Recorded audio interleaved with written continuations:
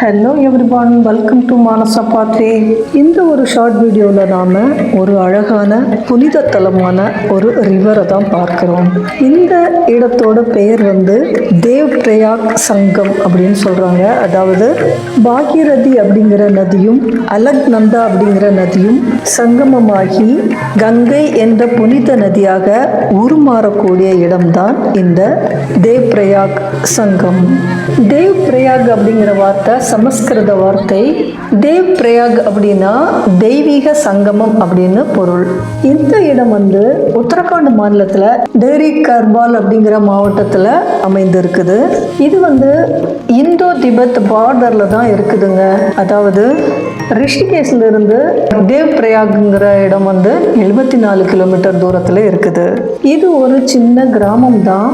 இந்த ஊரை திருக்கண்டமெனும் கடிநீர் அப்படிங்கிற பெயரில் கூட அழைக்கிறாங்க. அதாவது 108 வைணவ திருத்தலங்களில் ஒன்றான ரகுநாத்ஜி டெம்பிள், அதாவது வடநாட்டு கோயில் ஒன்று இருக்கிறது மேலே.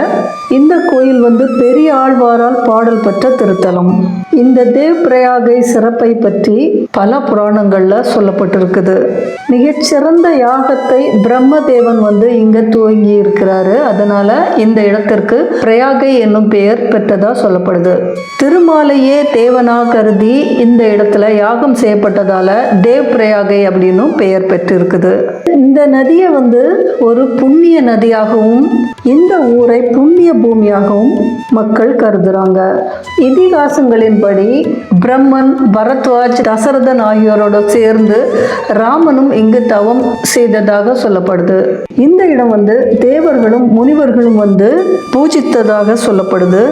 ராமன் சிவபெருமானின் மிகச்சிறந்த பக்தனான ராவணனை கொன்றுவிட்டு ராவணனை கொன்றதால அந்த பாவம் நீங்கணும் அப்படின்னு சிவனை குறித்து தவம் செய்ததாக கூறப்படுற இடம்தான் இந்த தேவ் பிரயாக்.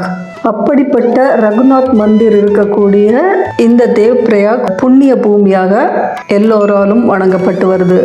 இந்த அலக்நந்தா நதியும் பாகீரதி நதியும் சங்கமிக்கக்கூடிய இடத்துல 2 நதியும் தனித்தனி நிறத்துல காணப்படுது.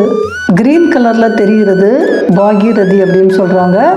அந்த ஒரு மண் கலர்ல தெரியுது இல்லையா, அதுதான் அலக்நந்தா நதி. 2மே சங்கமிக்கக்கூடிய அந்த இடம்தான் கங்கையா மாறுது. இந்த நதியில ஸ்நானம் செய்யறதுக்கு அலோவ் பண்றாங்க. இந்த நதியில நீங்க குளிக்கலாம். இந்த வீடியோ பிடிச்சிருந்தா ஒரு லைக் பண்ணுங்க. வீடியோ பத்தின கருத்துக்களை கமெண்ட் பண்ணுங்க. மானசா பாத்வே சேனலை சப்ஸ்கிரைப் பண்ணாதவங்க சப்ஸ்கிரைப் பண்ணி வச்சுக்கோங்க. தேங்க்யூ ஃபார் வாட்சிங்.